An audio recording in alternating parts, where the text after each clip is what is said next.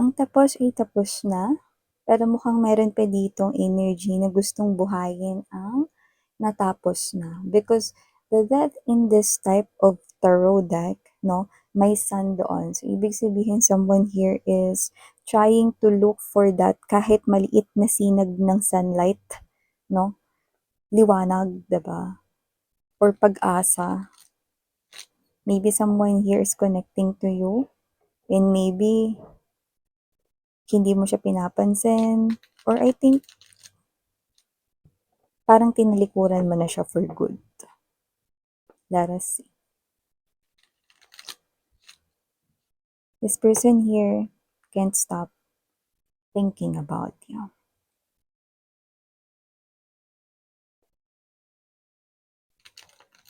Hindi niya mapigilan yung sarili niyang isipin. Tell me something about this person here connecting with my collective. Archangel Michael, thank you so much together with angels and guides.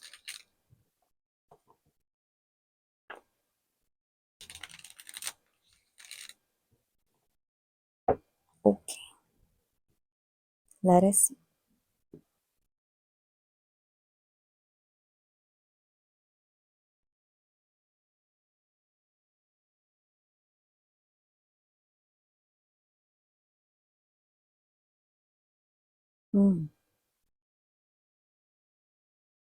Let me get more information to confirm this, mga babes, alright?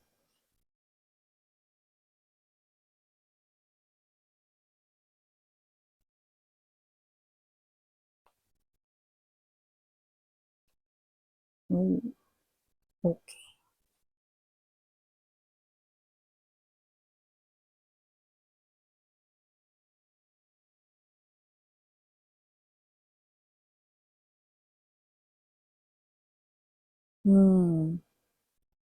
Okay.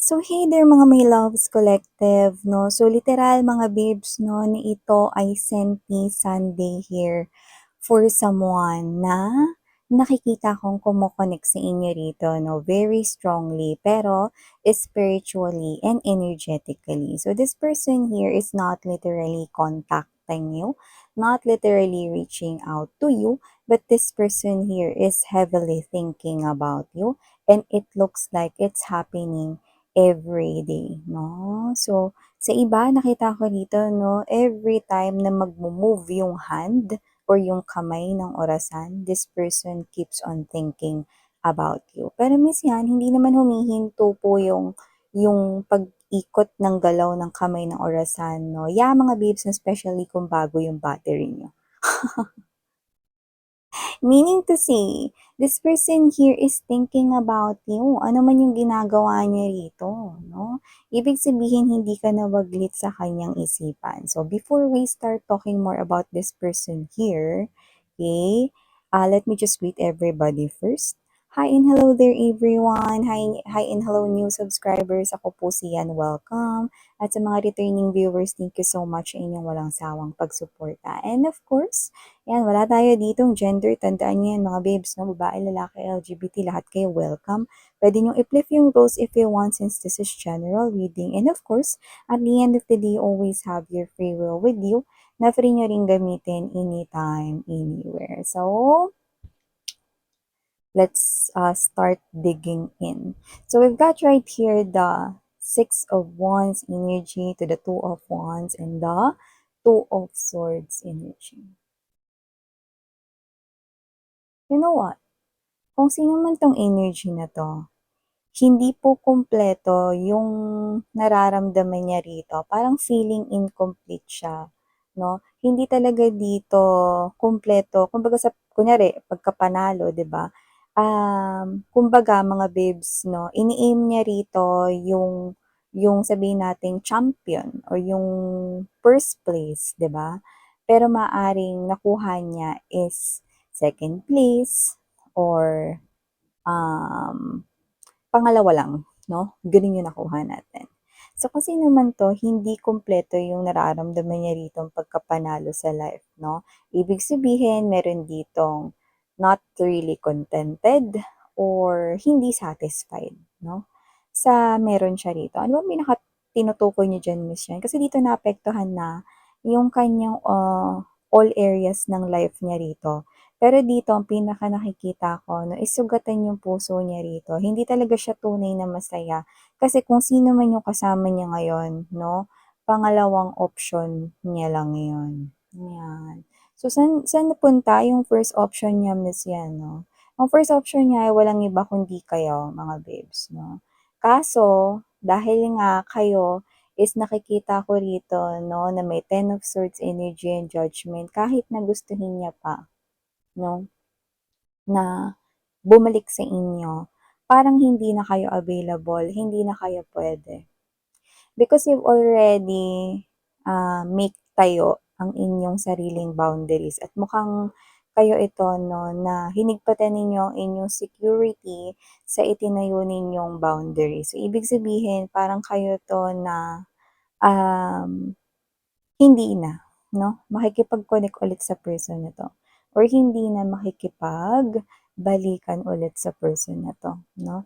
Alam mo yung feeling, 'di ba, na 'pag sumali ka ng contest tapos ikaw yung pangalawa lang, siyempre parang nakukulangan ka, 'di ba? Parang gusto mo talaga manalo, yung pinaka-first place, yung champion, 'di ba? Ayaw mo ng runner-up lang, ayaw mo ng honorable mention lang, gusto mo yung pinakamagaling, pinaka-best para sa'yo. Pero dito nakita ko mga babes 'no, ito dalawa yung nakuha kong mensahe dito 'no.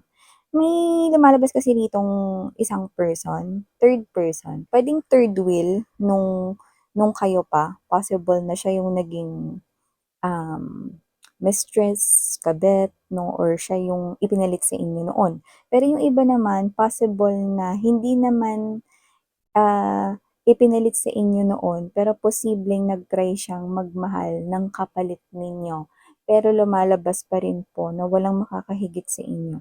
Kung sino man itong third person na lumalabas, whether ito yung third party na bumuwag sa inyong dalawa noon at lumalabas na traitor dito or possible rin naman na ngayon lang niya nakilala itong taong ito 'no, pero hindi niya pala ito kayang mahalin 'no, kagaya ng natuklasan niyang pagmamahal 'no, para sa'yo. So, ibig sabihin kung sino man yung kasama niya ngayon, hindi siya gano'n kasaya, hindi po kumpleto yung saya niya, hindi po incomplete po 'no, yung kasayahan niya rito.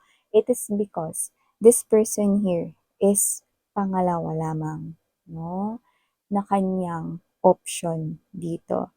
Ikaw at ikaw pa rin. So, ang hirap talaga mga babes 'no, lagi siyang bumabalik with the Six of Swords energy, Six of Cups right here, Five of Wands 'no. Ang hirap labanan ng mga ala-ala ninyo. The more na nasa tabi niya yung person na yun, the more na mas nakikita niya yung kalamangan mo. The more na mas kasama niya yun, the more na mas hinahanap ka niya.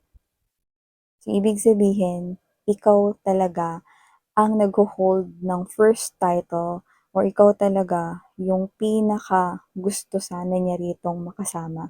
Pero you're saying that you are not available anymore. Maybe you already love someone new. Maybe this is you, wala ka mang ibang mahal ngayon pero never mo na talaga siyang babalikan and I think that is your final decision, judgment energy. But this person here also, meron siyang judgment decision din dito. So, it has something to do with making this foolish decision even though, okay, eto na ata yung pinakakatangahan daw 'no or kasyungahan na gagawin niya 'no, ang mag-stay sa isang relationship kahit na second option niya lang yon. Kasi ano ba naman yung magagawa niya, wala ka na. So, nandito ako mga babes 'no, hindi para kontrolin ang mindset nitong person na 'to. Pero nakikita ko rito na ginagawa niya ito na parang fake it until you make it. So, ginagawa niya ito na parang pinipilit niya, 'no? Baka kasi one day, mas mahalin niya rin 'tong person na 'to, 'no, at matabunan na yung pagmamahal niya sa'yo at maging ito na yung first place, 'no? Pero I think it's already tumatagal na dito pero walang pagbabago 'no. Ikaw pa rin talaga yung tahimik niya ritong minamahal. Ang mga alaala niya pa rin ang inyo ritong iniisip. You know what that, means? This person here, tumatakbo ka ng tumatakbo sa isipan niya. Yung mga alaala ninyo, mga dates ninyo, those passionate nights that you've shared, no, yeah, I know I'm conservative right here, babes, pero pinakita sa atin yon, no? So, I have to tell it. And also, nakita ko rin dito, no, na marami kayo na parang mga bonding moments, travel together, mga simpleng mga sweet na mga gestures ninyo sa isa't isa noon, no? But those are now memories na lamang because this person here could had done something wrong na hindi mo kayang patawarin. And kung hindi mo naman kayang patawarin, no, I do pick up that you've already made a decision na separate na lang kayo. Whether this is your ex-husband or wife, or whether this is your ex-boyfriend or girlfriend, okay? I do pick up that you chose na mag-separate na lang kayong dalawa. Mag-disconnect na lang kayong dalawa. And I think yun yung nangyari. It happened, no? Before. But this person here, no, keeps on holding to that memories right here. But it's too late, though. That's why this person here, no, is silently holding on into your good memories right here, no? And in his or her heart, you're still the one. Hindi siya masaya kasi pangalawa lang sa option niya yung kasama niya ngayon. Ikaw pa rin talaga. See? This person here is so sad right now. And that what makes this reading Senti Sunday because nagsisenti talaga siyang literal. See, look at that. Okay, this person here, merong two cups behind him or her. Two cups is yun yung new love na meron siya ngayon with the second option. But this person here keeps on looking at the natapon ng mga cup, walang mga laman, 'di ba? This is yung Three of Cups, 'di ba? So the Three of Cups is the energy of reuniting, rekindling love, reunited here with your true love, and ikaw yung true love niya rito, pero tatlong baso ay nakatumba na, walang mga laman. So, meaning to say, ito pa rin talaga yung gusto niya. Ikaw pa rin talaga yung gusto niya. Kaya hindi siya makatawid. This bridge right here is the same bridge sa moon card energy. Hindi siya makatawid dyan sa bridge na yan. Papunta rito. No? Ito naman, nasa likuran niya itong two of cups, no? Yung taong kasama niya rito, yung second option niya rito, na hindi niya talaga napapansin yun. Why? Kasi ikaw talaga yung gusto niyang makasama. Ikaw yung magpapakumpleto dito ng life niya. Ikaw yung sinisigaw dito ng puso niya. Ikaw yung hinahanap niya, hermit energy right here. But he or she chose to be silent about these emotions and feelings right here because this person knows na nasaktan ka niya noon, no? Nang sobra. With the Ten of Swords energy, this is something here very painful sa'yo. Ano man yung ginawa niya na yan, pwedeng third party situation na tao, no, or ibang dahilan. But this person here, alam niya yung kanyang naging kasalanan, no? So, nakita ko dito na parang sinusubukan niyang mahalin to the extent na baka matutunan niyang mahalin yung pangalawa, no? Pangalawa lang kasi, yung napili niya ngayon. Kasi nga, ikaw yung una, pero ayaw mo na. So, nakita ko dito, no, that with this Four of Swords energy, Knight of Cups, and there's this Two of Cups energy, you know what that means? Even though masakit ito para sa kanya, alam mo ba kung ano yung tanging hiling niya rito? In silence, this person here wants you na makakilala ng person na hindi niya kagaya or hindi niya katulad, no? Yeah, I know, that might sound awkward, pero kung tatanungin ninyo ako, totoo ba yun, miss yan? Baka ka-plastikan lang yun or whatever, no? Totoo yun. Because that is something that this person here is regretting. At kung ano yun, yun ay yung sinaktan kanya. Yun yung pinaka dapat hindi niya daw ginawa. That is the thing that this person is telling me. Yun dapat daw yung hindi niya ginawa. E di sana, iba yung sitwasyon ngayon. E di sana, magkasama pa daw kayo. Yan. That's why this person here, I'm seeing him or her, no? Na parang madalas nakatulala And even though he or she is with that other person, this person here is parang lutang, no? Parang kinakausap siya, no? Tapos parang papaulit niya pa, ha? Anong sabi mo pala ulit? So, napapansin din yun ng third party, no? Let's talk about that third party. That third party showers him or her with love. Mapagmahal naman yung third party sa kanya, mabait, no? At binibigyan talaga siya ng time and effort, no? But you know that thing, kapag hindi mo mahal yung isang person, no matter what that person, no, ginagawa for you, it feels like it doesn't matter, 'di ba? Kasi you always look at the person kung sino yung gusto mo talaga, yung kung sino talaga yung mahal mo talaga, no? And this person here, I think, keeps on, thinking about you. That's why I mentioned, no, yung paggalaw ng hand ng clock, no? This person is thinking about you nonstop. However, this person here is not contacting you because this person here wants you to receive that peace and calmness that you deserve. Kaya niya hinahayaan dito, no? Na hindi ka naguluhin. Masakit man para sa kanya, pero hiling niya na sana dumating yung tao na hindi niya rito kasing, yan, no? I heard the word GAGO, so kayo na lang yung magsabi niyan, no? So, nakita ka rito na parang tinawag niya yung sarili niyang ganun, no?